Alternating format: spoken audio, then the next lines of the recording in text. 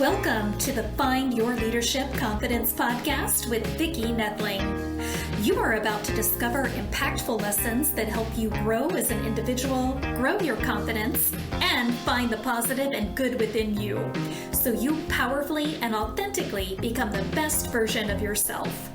Be sure you visit our website at www.findyourleadershipconfidence.com.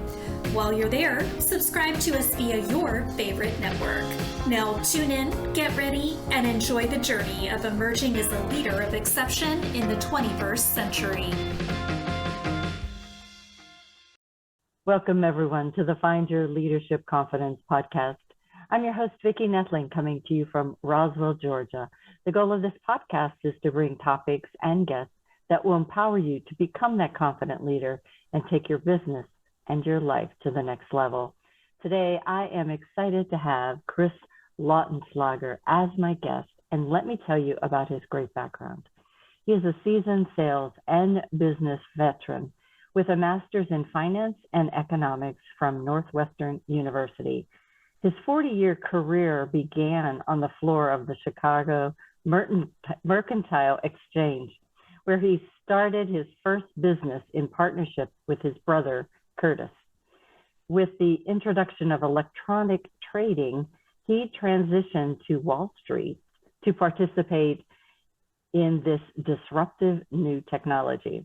As a senior sales executive with some of the most prominent financial institutions, he learned the business practices that can propel or crush a company's potential for success. He was able to apply those lessons as a founder and board member of a small business, which developed into a publicly listed company on NASDAQ.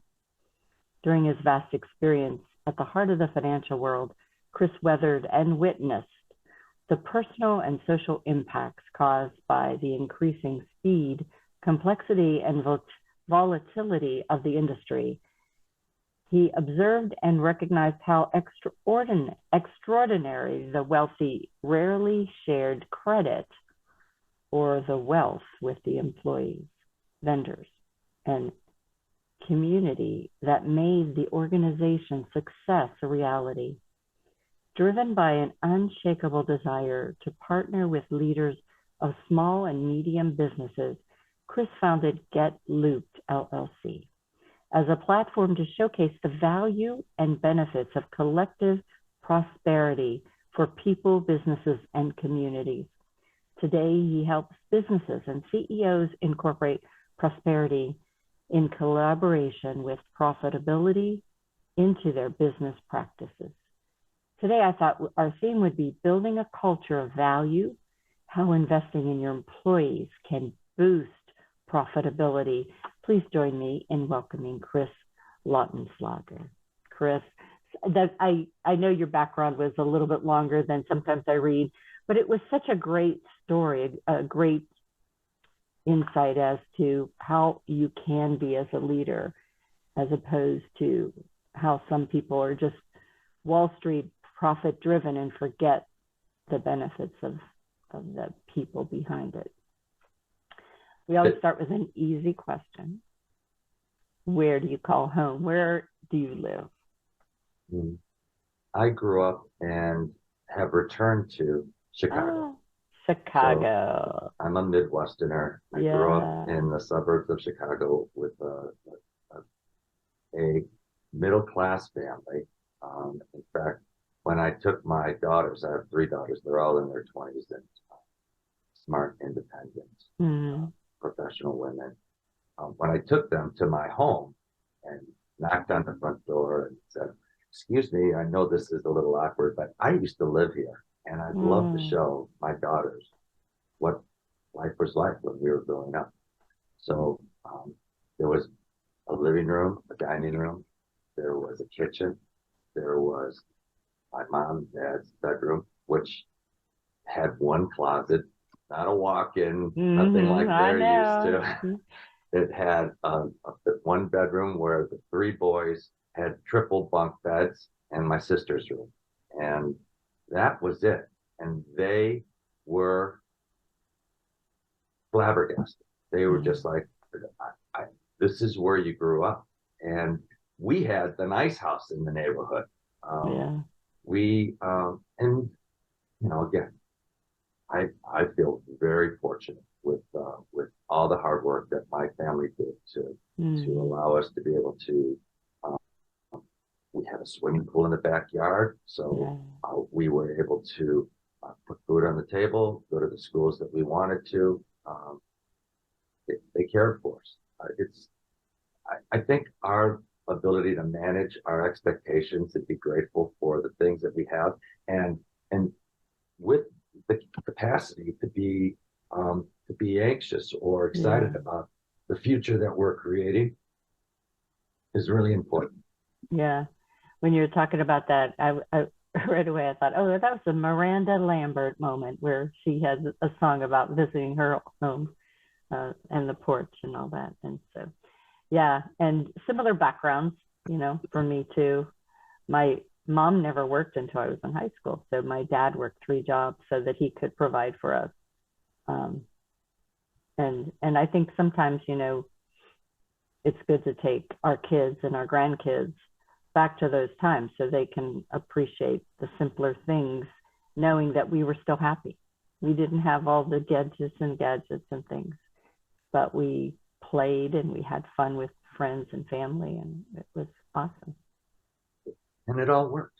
Yeah. So I grew up in the Chicagoland area when my father passed and I finished grad school. I met a woman who I married and became children.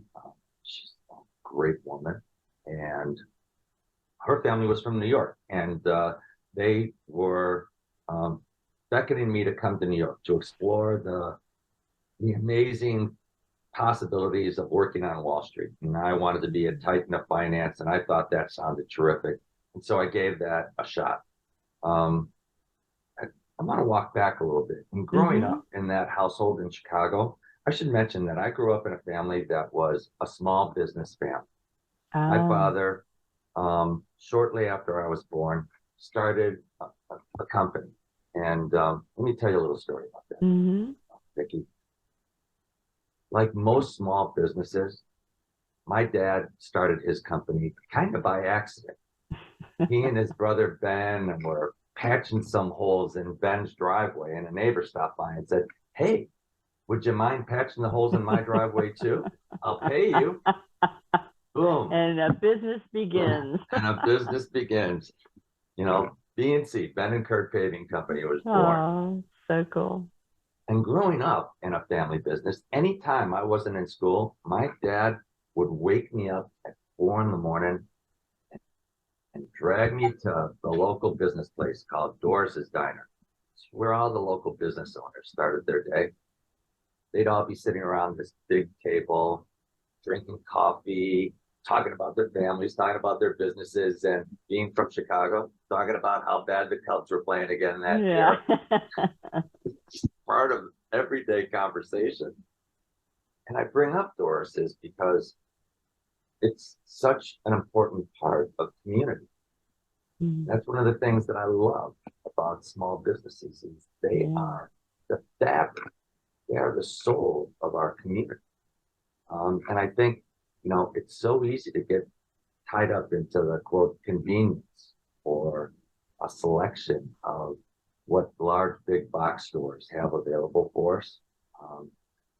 For the convenience, electronic shopping, I still buy some things electronically, but the connection and the importance of building those relationships with our local businesses is what binds us together and what creates our humanness. I'm a huge advocate of the rehumanization of business, of the reconnection of our relationships in business. So, I after we went to Doris's Diner for breakfast, my dad, we'd go to work, and I learned to do every job possible at that company. I'd manage traffic on busy city streets. I shoveled hot asphalt on sweltering summer days in Chicago, and it gets hot here.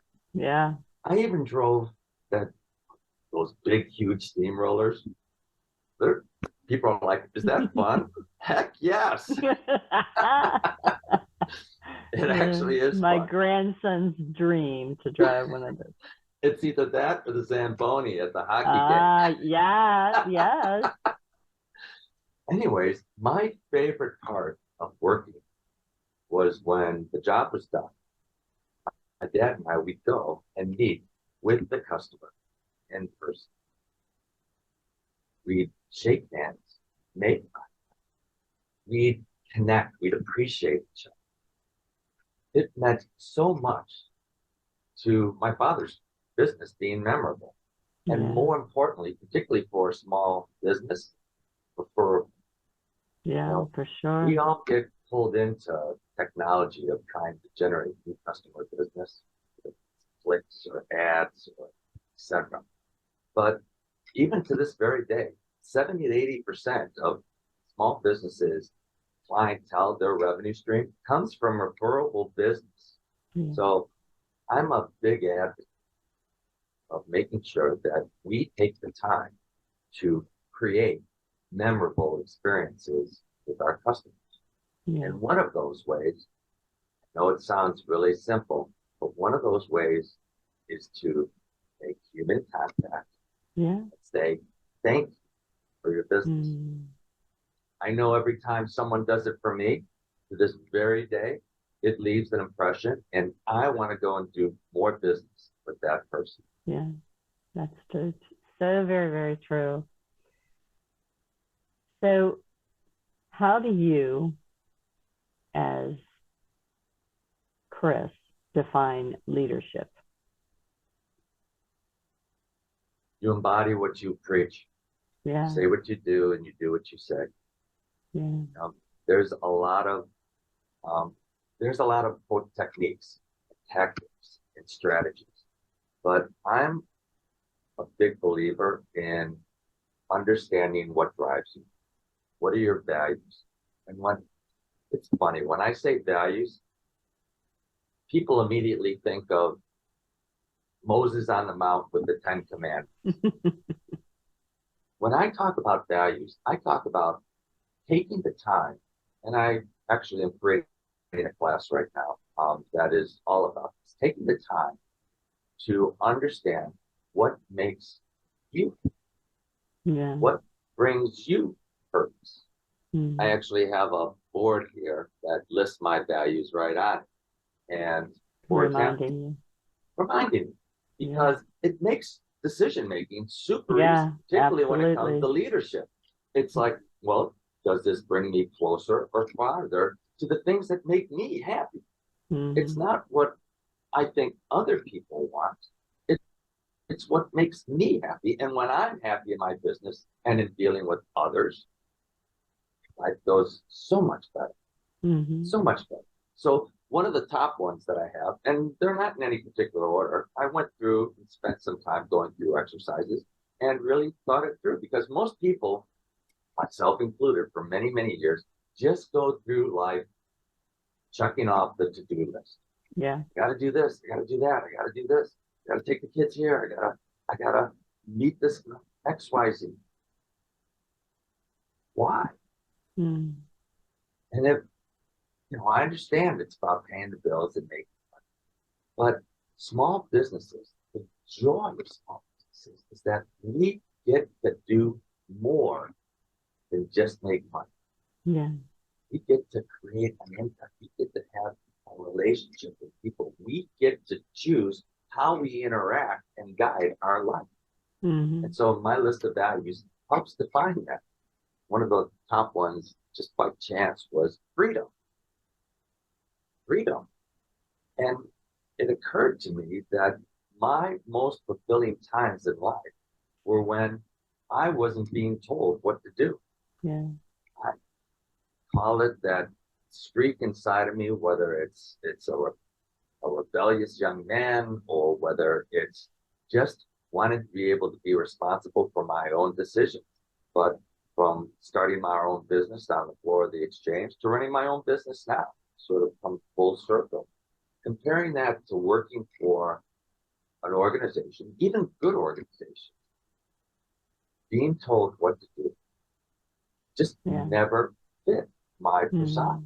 Yeah. Even though I was doing all the right things, I got a great degree, I went to work for the best firms, made a lot of money, but I never felt that level of excitement of going to work that I feel as I feel today. I got out of bed this morning and jumped out of bed saying, this is going to be a great day. I have a full day of being in touch with people, making an impact with people, generating revenues, and having fun all along the way.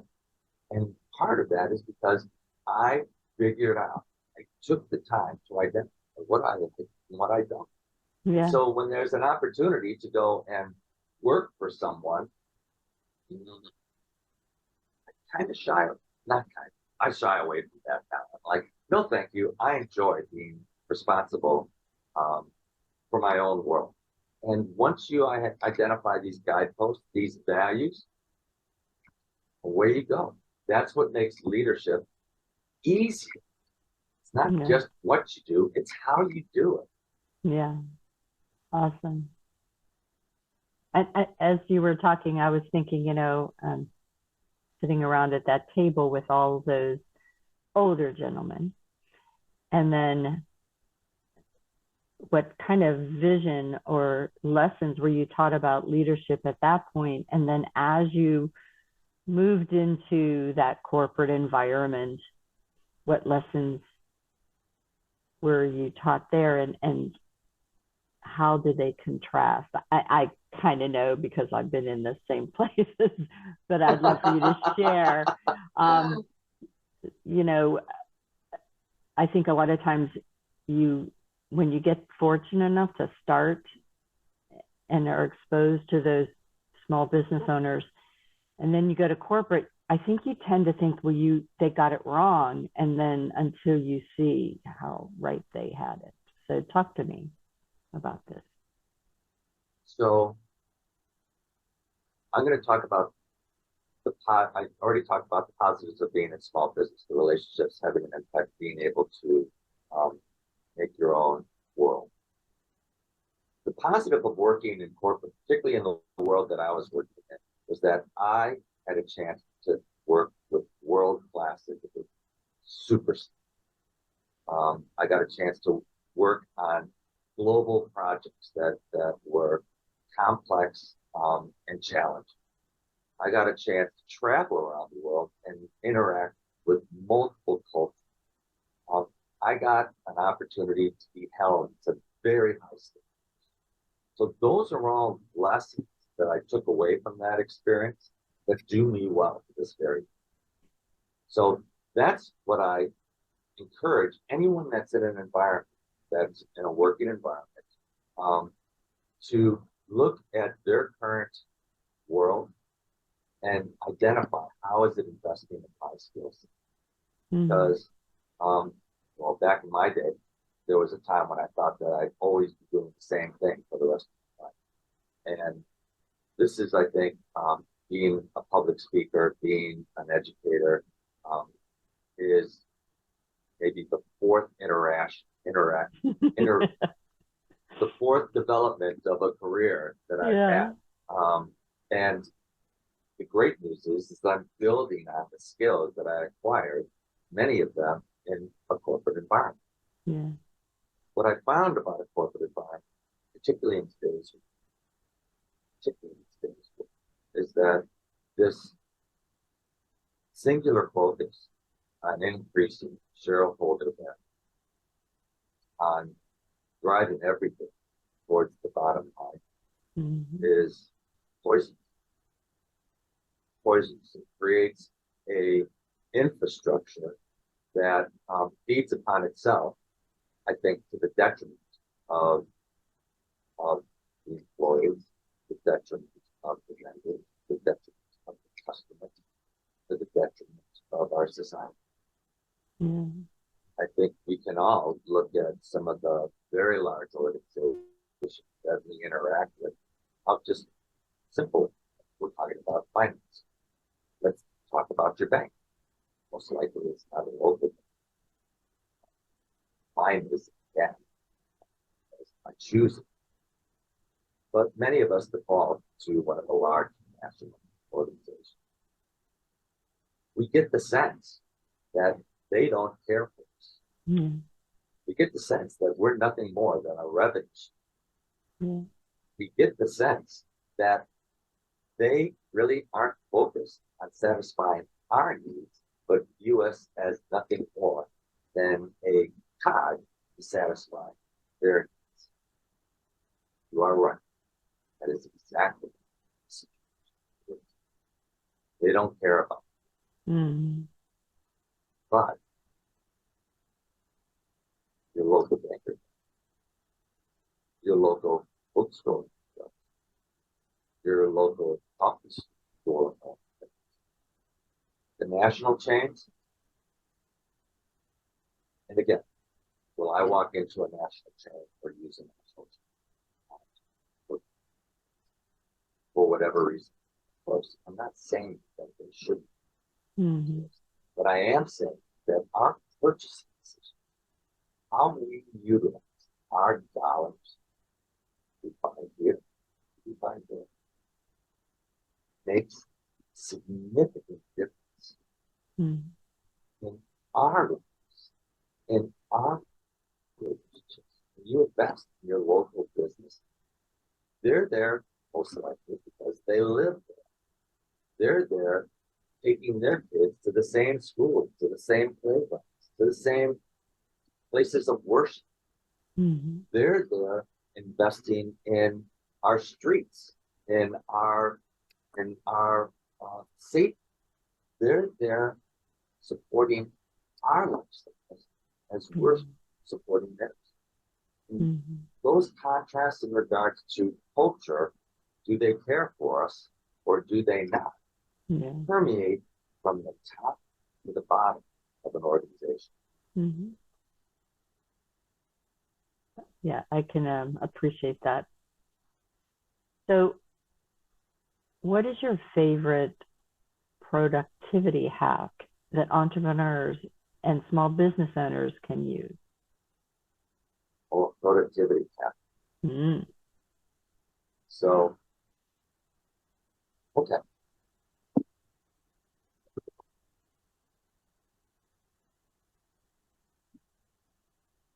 Every morning, every night, I journal. Ah. I journal about what I'm grateful for. I journal about what I did that was a success. I identify one thing, I can keep it, and I plan my next step. How am I going to see? What are the three things? Sometimes only one, but the three things that if I do will move my goals forward. Oh, very good. And I carve out the morning. I don't pick up my email. My team knows, unless it's an emergency, they can reach. But really, I'm a morning person. Those getting up at 4 o'clock in the morning actually served me well today. I didn't think so when I was in high school. Oh, gosh. But they do. I focus on getting what's important done. So the most, you call it a hack, it's a priority. And you effectively prioritize how you're going to spend a portion of your day. You can let the rest of the day run rampant, so to speak, as you respond to the various needs of your business. But if you make the effort, carve out, understand what your priority is, and do it, you'll get more done, make more progress than any kind of short-term app or strategy that you might want. That's great advice. Well, we have zoomed through our time. I'm going to have you back because I have more questions that I'd love to ask, and we could probably talk for another hour. But I will do one rapid fire. So that would be, who has impacted you most in your life and why?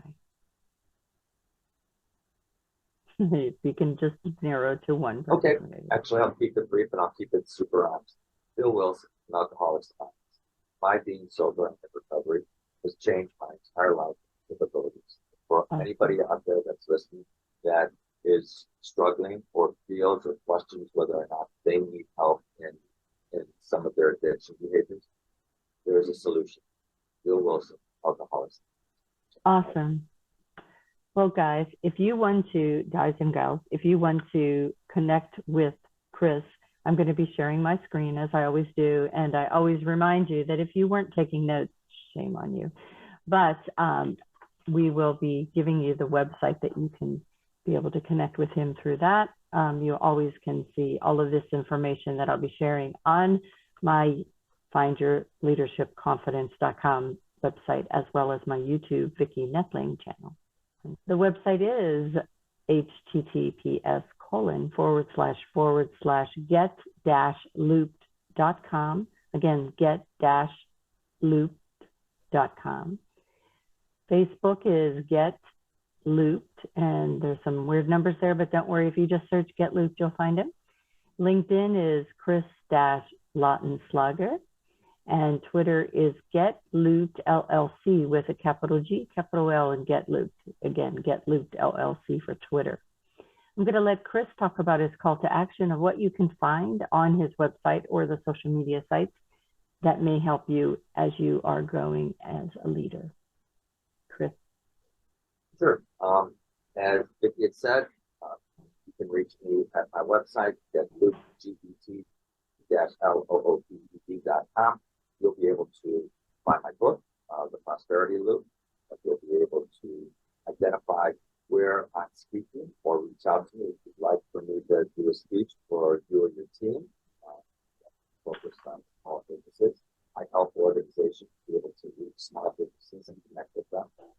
And we're in the process of creating my 5 series on value, how to identify them, how to implement them, and how to. So that's where you'll be able to find all of the work that we're doing. Awesome. For those of you that want to, again, connect, go to getlooped.com. And as always, thank you, Chris, so much for being such a great guest, telling us wonderful stories and giving us great advice. And I hope that people took note of the value of being a small business and an entrepreneur and having the community that will bring back the necessary connections that you need to just be happy as a business owner and entrepreneur. As always, I remind everyone that life is a journey and it's up to you to enjoy the ride. This is Vicki Noethling signing off. Thank you for tuning into the Find Your Leadership Confidence podcast with Vicki Noethling, where we share impactful lessons that help you grow as an individual, grow your confidence, and find the positive and good within you so you powerfully and authentically become the best version of yourself. Remember to visit our website at www.findyourleadershipconfidence.com and enjoy even more great episodes like this one. Again, while you're here, subscribe to us via your favorite network. We look forward to seeing you next time on the Find Your Leadership Confidence podcast.